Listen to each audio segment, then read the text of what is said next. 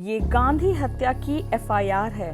आज हम आपको इसका एक एक शब्द बताएंगे। क्या लिखा है, किसने लिखवाया है, सारी जानकारी मिलेगी।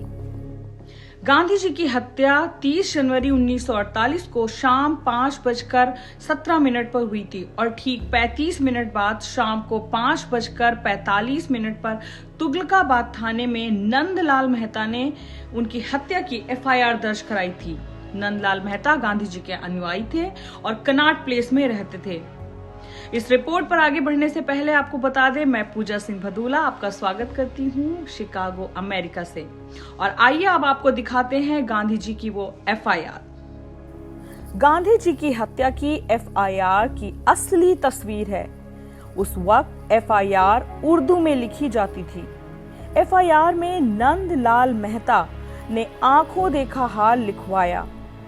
एफआईआर में लिखा है, आज मैं नंदलाल मेहता बिरला हाउस में मौजूद था। शाम को 5:10 पर महात्मा गांधी ने अपना कमरा छोड़ दिया और प्रार्थना स्थल की ओर बढ़ गए। बहन आभा गांधी और बहन सनो गांधी उनके साथ थीं। महात्मा दोनों बहनों के कंधे पर हाथ रखकर आगे बढ़ रहे थे। 2 और लड़कियां उनके साथ थीं। मैं लाला बृजकिशन, जो कि चांदी के व्यापारी हैं, संसद मार्ग के नगेंद्र पैलेस में रहते हैं, और तिमारपुर के रहने वाले सरदार गुरबचन सिंह भी मौके पर मौजूद थे।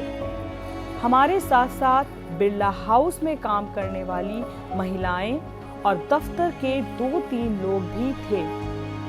बगीचे को पार करने के बाद महात्मा गांधी प्रार्थना स्थल की तरफ बढ़े। दोनों तरफ लोग खड़े थे और 3 फीट की चौड़ाई से महात्मा गांधी आगे बढ़ रहे थे। महात्मा ने हाथ जोड़कर लोगों का अभिवादन किया। उन्होंने 6 और 7 कदम चले होंगे कि एक शख्स, जो कि पुणे का रहने वाला था और जिसका नाम मुझे बाद में नारायण विनायक गोडसे पता चला, महात्मा के पास आया और पिस्टल से 2 से 3 फुट की दूरी से महात्मा पर 3 गोलियां चला दी।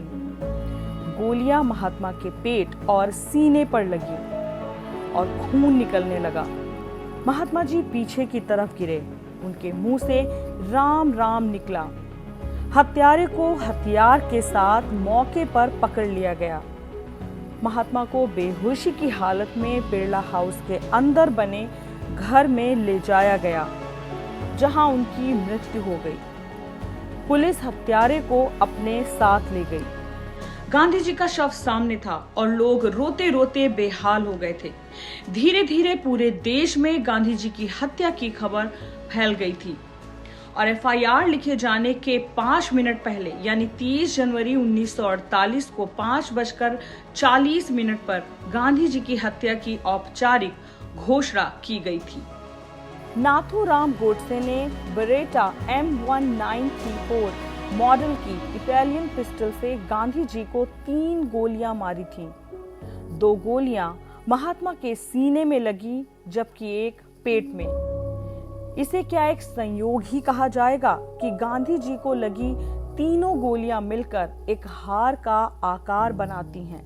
और करीब 8 बजे अफवाह फैल गई कि गांधी जी जिंदा हैं और उन्हें डॉक्टर ठीक कर सकते हैं। तब इसी कमरे से बाहर निकलकर नेहरू जी ने एक बार फिर से लोगों को महात्मा गांधी की मृत्यु का समाचार दिया। थाने में नाथूराम गोडसे से पूछताछ चल रही थी और बिरला हाउस में शोकाकुल लोग महात्मा के अंतिम दर्शन कर रहे थे। नेहरू, पटेल, मौलाना आजाद, लॉर्ड माउंटबेटन जैसी हस्तियां, गांधी जी का परिवार और उनके अनुयायी बेहद सदमे में थे। गांधी जी की शव यात्रा निकाली गई। नेहरू जी और सरदार पटेल समेत महात्मा गांधी के बेटे देवदास शव के साथ ट्रक पर मौजूद थे। दिल्ली ने इतना सैलाब पहली बार देखा था। करीब 20 लाख लोगों ने गांधी जी की अंतिम यात्रा में शिरकत की थी। गांधी जी हमेशा के लिए हमसे दूर हो गए और 12 फरवरी 1948 को महात्मा गांधी जी की अस्थियां इलाहाबाद के संगम में प्रवाहित की गईं और उस समय भी लाखों लोगों ने दिल्ली की अंतिम यात्रा की तरह बापू को श्रद्धांजलि अर्पित की और न्यूज ढाबा की टीम की तरफ से भी महात्मा गांधी को शत शत नमन। और इतिहास की ऐसी ही रोचक जानकारियों के लिए हमसे जुड़े रहें और प्लीज हमारे चैनल को लाइक और सब्सक्राइब करना ना भूलें। नमस्कार, मैं हूँ पूजा सिंह भदूला। मैं हूँ उर्वशी गौड़। हेलो फ्रेंड्स, मैं हूँ विनी। मैं हूँ श्रुति। मेक्सिको से आप सभी का स्वागत करती हूँ न्यूज ढाबा शिकागो से। आप सभी से गुजारिश है कि देश के पहले इंटरनेशनल हिंदी यूट्यूब चैनल को सब्सक्राइब करना ना भूलें। हमारे साथ अलग अलग जगहों से हजारों यूथ जुड़ रहे हैं। आप भी जुड़िए। तो हमारे चैनल को सब्सक्राइब करना बिल्कुल ना भूलें। लाइक और कमेंट्स करना ना भूलें।